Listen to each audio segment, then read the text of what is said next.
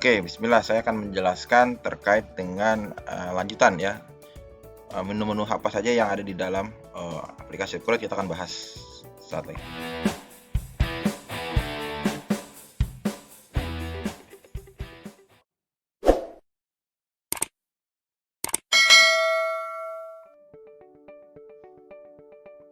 Oke, nah pada saat ini kita sudah masuk ke dalam aplikasi halaman utamanya di aplikasi Accurate. Di step sebelumnya ya, kita sudah melakukan setup konfigurasi terhadap preferensi karakter bisnis kita ya. Kita milih bagaimana mendefine apakah perlu kita buka cabang atau kok ada pembayaran yang di luar satu mata uang ya dan sebagainya. Nah, itu sudah kita lakukan setup ya. Nah, sekarang kita sebagaimana melakukan pengetahuan bagaimana menu apa saja yang ada di dalam Accurate ya. Saya akan menjelaskan. Jadi dia basisnya adalah ada namanya tab. Ya, ini istilah nama tab. Kita mengenal yang namanya tab. Jadi ada tab dashboard, persiapan data perusahaan, pengumuman, informasi-informasi saja. Contoh kayak ini, PPN akan naik 11%. Nah, ada berita-berita yang sekiranya informasi dari aplikasi Accurate-nya. Nah, dashboard ini menjadi karakter khusus ya. Jadi di dalam sebuah tool, kan aplikasinya termasuk tool bisnis ya. Bagaimana ketika seorang pebisnis ya itu akan terbantu dengan adanya aplikasi selain sebagai alat catat ya, ini kita gunakan sebagai monitoring kita ya, sebagai alat bantu ya. Seperti contohnya kalian mengendari sebuah motor ya, ketika kalian tidak ada indikator bensin, kira-kira kalian akan khawatir nggak? Kira-kira wah, saya mau perjalanan jauh nih ke kampus, terus kira-kira nggak ada indikator bensin, kalian tiba-tiba nebak-nebak gitu kan? Atau wah, saya tengah jalan, saya berhenti pinggir dulu ngecek colok pakai misalkan sampai lidi dan sebagainya, kan ribet nggak? Jadi nggak, dari sisi kekhawatiran juga jadi ini. Tapi dengan ada dashboard ya kan, dashboard indikator ini odometer, speed, kan kebantu. Oh, speed saya udah 100 nih, saya harus pelanin. Oh, bensin saya mau habis nih gitu. Terus misalkan lampu sen saya nyala kanan kiri gitu kan. Nah, dia akan terbantu sekali gitu kan. Nah, seperti halnya bisnis. Ketika kalian ada dashboard dalam bisnis kalian sebagai owner atau sebagai manajer financial accounting, ada laporan laba rugi. Oh, kalau sekarang penjualan lagi gimana, naik turun dan sebagainya. Kalian bisa seneng nggak? Kebantu nggak? Ya, itulah salah satu output ya aplikasi terhadap impact bisnis. Jadi selain bukan alat catat, tapi sebagai bantu untuk memberikan informasi dan sifatnya interaktif dan visualisasinya menarik ya. Kalau langsung angka itu kan pusing juga, aduh angka ini maksudnya rugi apa untung, kan kurang eye catching dan juga kurang informatif. Tapi kalau pakai dashboard, ada speed gitu kan, ini penjualan tahun ini berapa gitu kan, terus dibandingkan dengan tahun lalu nih seperti sebelah kanan saya, kemudian laba rugi tahun ini gitu kan, terus ada kegiatan-kegiatan, oh saya akan ada tender, ada meeting dan seterusnya.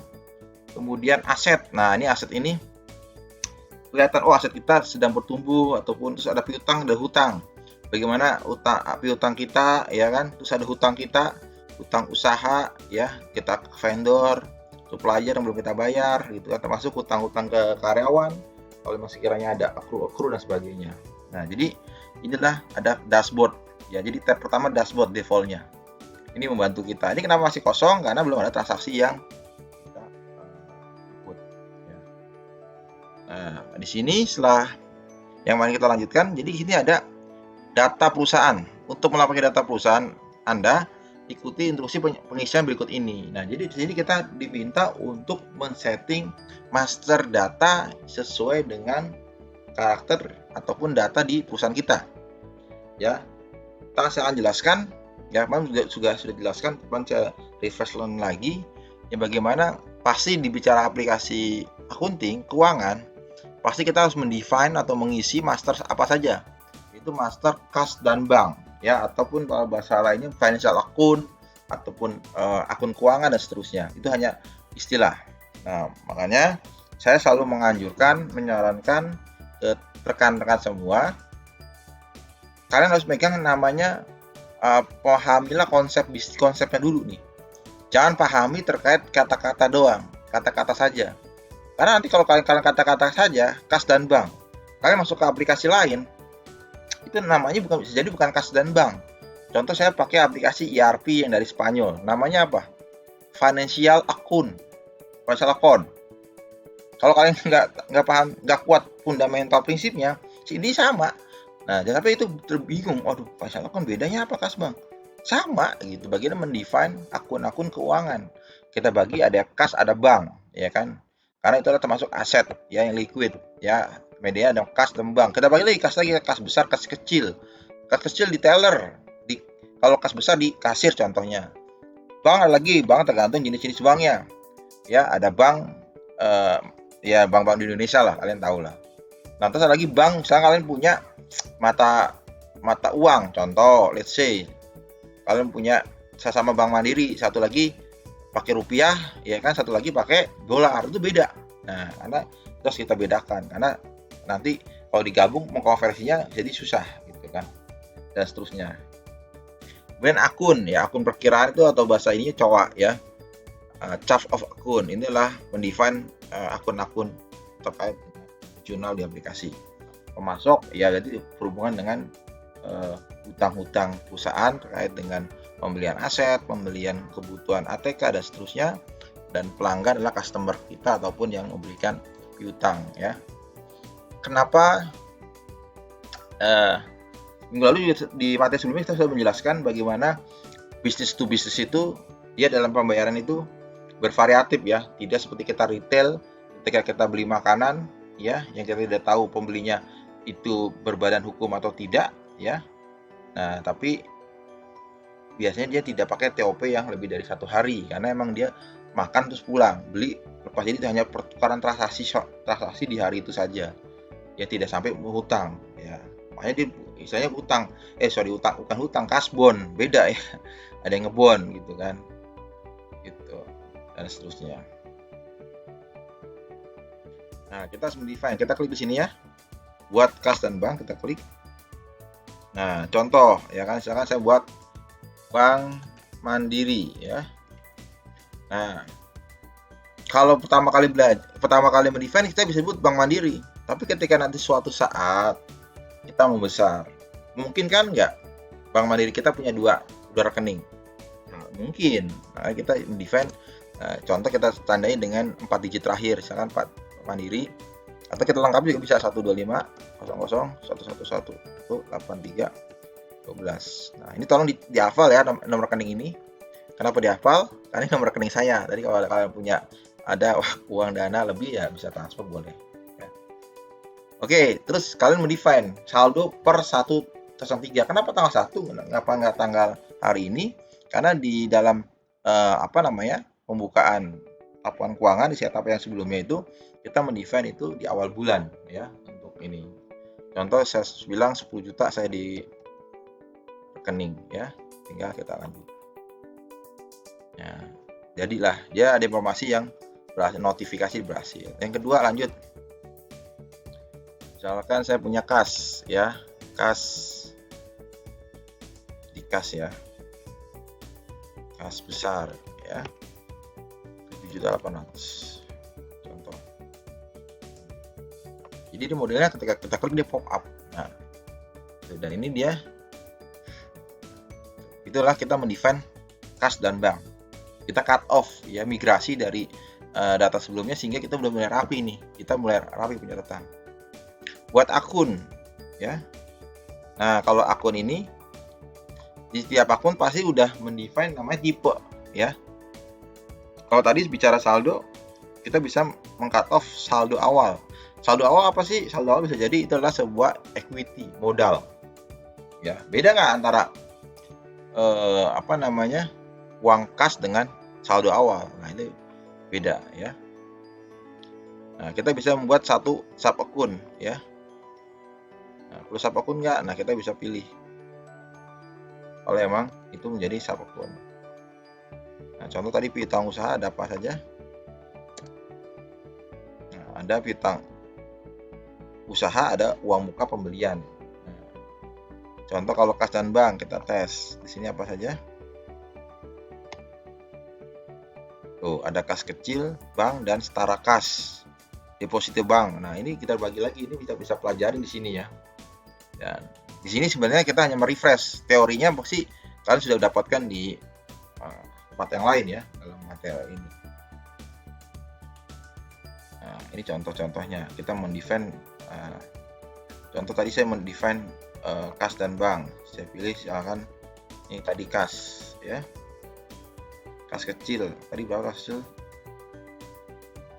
Kas kecil. Ya. Simpannya lah ini sebelah kanan nih. Ada tombol disket ya, simpan. Nah, sudah jadi. Kalau lihat listingnya di mana? Di pojok kiri nih. Pojok kiri yang warna hijau itulah listing. Nah, kita klik ini. Nah, inilah contohnya nih. Nah, kenapa sudah ada? Karena kita tadi menggunakan preferensi default cowoknya kita ini.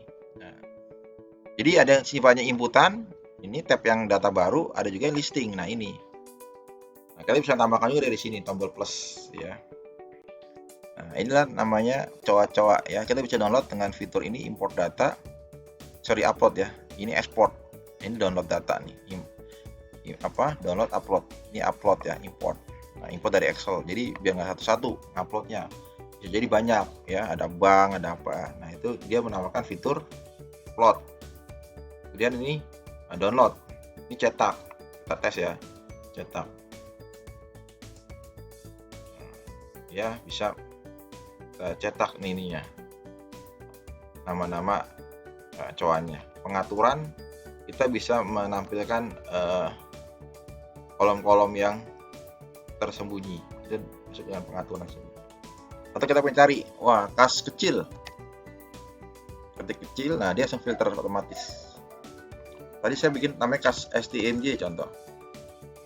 Nah, ini dia ada. Kita geser sini. Kita dekatkan kursornya atau kita geser. Ya, itulah. Tapi kita sudah terbantu dengan diberikannya default akun perkiraan. Jadi tadi yang pertama kita sudah mendefine kas dan bank, kedua akun perkiraan, dan yang ketiga adalah pemasok. Nah, pemasok kata lain adalah vendor ya, atau supplier. Nah, jadi itu kalian harus paham. Sekali lagi, kalau kalian pahami konsep, otomatis ketika kalian masuk ke aplikasi yang lain, kalian kuat ya. Wah, ini cuma istilah doang, maksudnya sih sama, vendor juga, pemasok juga, supplier juga gitu. Nah, kita buat pemasok atau kita bisa import. Nah, kita buat dulu ya sini. Nah, kita klik. Nah, di sini dia diminta untuk menginput. Nah, pemasok adalah vendor. Jadi ketika kita bisnis itu tentunya kita jual beli. Nah, pemasok berarti kita hubungannya adalah kita melakukan pembelian ya, bukan penjualan, pembelian. Kategori, kita pilih apa sih ada kategorinya? Nah, umum. Nah, kita juga nanti bisa menambahkan kategori-kategorinya. Jenisnya pemasok. Nah, jadi di dalam aplikasi itu ada yang namanya kolom, ini namanya caption ataupun label kategori. Nah, sebelah kanan adalah inputannya. Ya. Nah, inputannya ada bermacam-macam. Ada yang inputannya sifatnya teks bebas seperti ini. Kita bisa teks bebas, terus ada lagi teks area. Ya, biasanya yang kalimatnya panjang, contoh seperti alamat, seperti deskripsi dan seterusnya, itu kita bisa menggunakan namanya teks area. Apa sih bedanya teks fill ini yang satu paragraf dan yang satu kalimat ini satu paragraf. Nah, di sini ketika kita ujung kanan, saya klik ini. Nah, saya bisa membesarkan. Itu bedanya teks area. Siapa tahu alamatnya panjang sekali gitu kan. Nah, jangan maju mundur gitu. Kenapa? Cukup satu kalimat. Nah, jadi paham ya, ada namanya text fill, ada text area. Kemudian nanti ada namanya list box ataupun drop down. Nah, bentuknya ada yang bentuknya segitiga drop down ataupun yang bentuknya kursor loop seperti ini. Karena bisa lebih dari satu gitu kan. Kita cari ini. Nah, jadi kalau tipenya drop down ataupun list seperti ini, kalian harus mencari sesuai dengan masternya. Kalian tidak diperkenankan, tidak boleh menginput sesuai dengan master yang ada. Nah, itu disebut dengan konsep master dan transaksi. Jadi ini namanya menu. So ini master, tapi dia butuh referensi master lainnya, yaitu master kategori. Ternyata di sini hanya ada kategori umum. Ya. Nah, kemudian yang saya pahami dalam inputan itu ada yang namanya mandatory field, ada yang tidak mandatory. Nah, di sini dikenalin dengan tanda bintang merah. Nah, kalau kalian simpan, tes simpan, dia nolak. Nah, silakan perbaiki pemasangan berikut ini, nama harus diisi. Nah, karena kalian sini udah bilang merah, kalian tidak isi. Nah, itu disebut mandatory field. Misalkan PT maju mundur ya. Nah, seperti ini. Yang email gimana? Kita bisa isi dan tidak. Karena sini simpannya opsional. Tapi kalau sebisa mungkin kalau memang ada isinya, kita isi ya. Daru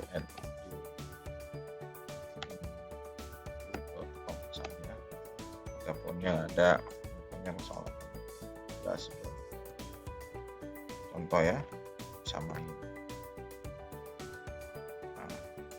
Dan tips juga buat kalian, ya kan, biasanya kalau kalian kan masih level-levelnya juru entry harus ini juga kalian harus cepet gitu kan, karena itu adalah skill kalian. Jangan sampai kalian seperti yang lain, wah apa sih bedanya si A sama si B, sama-sama lama nih.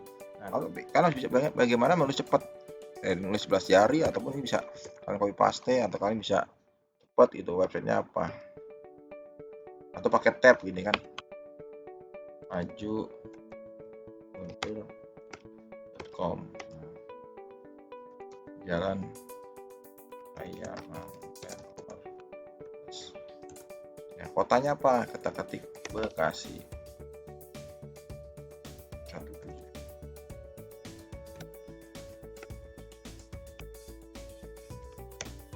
Nah, seperti ini. Nah, karena sudah lengkap, terutama yang sudah merah, kita bisa simpan. Kita klik ini, simpan.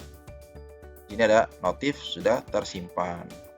Di sini bisa tambahkan kontaknya. Oh, siapa sih PSI vendor tadi? Bagian finance-nya, bagian sales-nya dan seterusnya. Terus kita saat pembayaran tuh apa saja? Contoh kita bayar bisa COD, bisa TOP 7 hari, 14 hari ya.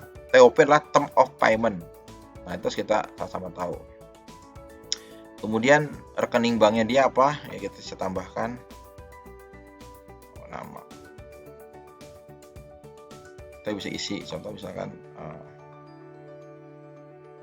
TOP jatuh tempo. Akunnya apa nih? Nah, kita bisa pilih nih, akun utangnya apa nih? Utang, kita cari ya. Utang usaha ya, terhadap uang muka pembelian. Kita simpan. Nama harus diisi. Nah, nama sebelah mana yang isi? Kita lihat. Oh, dia menyimpannya satu paket ya dengan yang tadi. Pajak. Nah, kita bisa menginformasikan profilnya karena kita udah bisnis to bisnis, kita bisa mendefine itunya dia apa namanya. Kalau memang dia sudah PKP, pengusaha kena pajak, kita bisa input nomor apa yang BWP-nya. Terus dia tipenya suatu pajak ataupun yang lainnya. Nah, di sini juga kita akan mengenalin apakah dia ini nanti harus belajar pajak ya. Kan saya yakin kan udah belajar pajak juga. Gimana lawan transaksi kita itu ada yang sifatnya bendaharawan itu biasanya pemerintah plat merah ya. Jadi kita bertransaksi dengan kementerian, dengan BUMN atau BUMD, itu disebut dengan pemungut selain bendaharawan.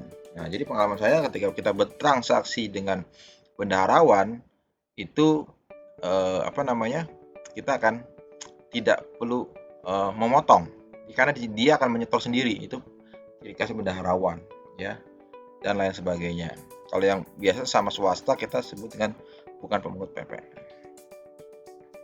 Kita bisa isi, kemudian saldo-saldo utang kita dan seterusnya. Kalau memang cut off kita bisa tambahkan ya, tapi yang penting di sini hanya untuk informasi. Kita lihat di sini listnya.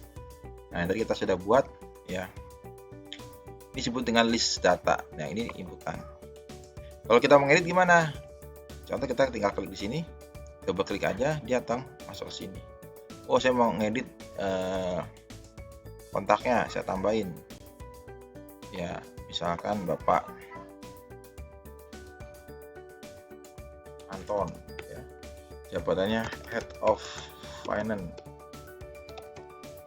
nah, emailnya apa, lanjut. Nah, kita bisa tambahkan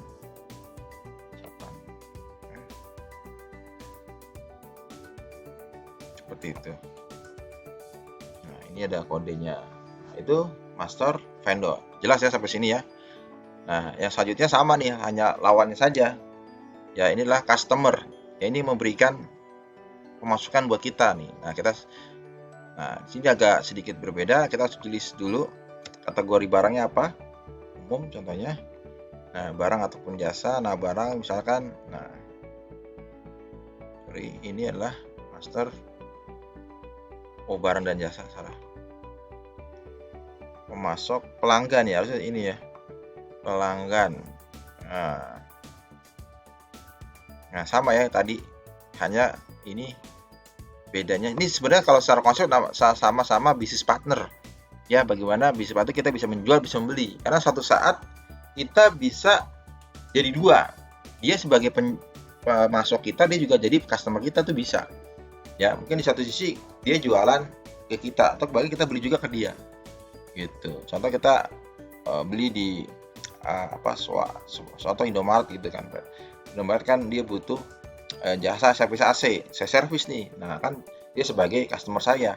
Tapi satu sisi saya juga butuh nih beli belanja-belanja materai, beli kertas nah kan jadi kita bisa, makanya konsepnya bisnis partner, makanya struktur data juga sama nih, mirip-mirip gitu kan. Ada informasi-informasi yang tadi, ya ini caranya sama. Ya, ada kontak, penjualan, ada pajak, ada saldo. Nah, cuma bedanya sih ada pengiriman.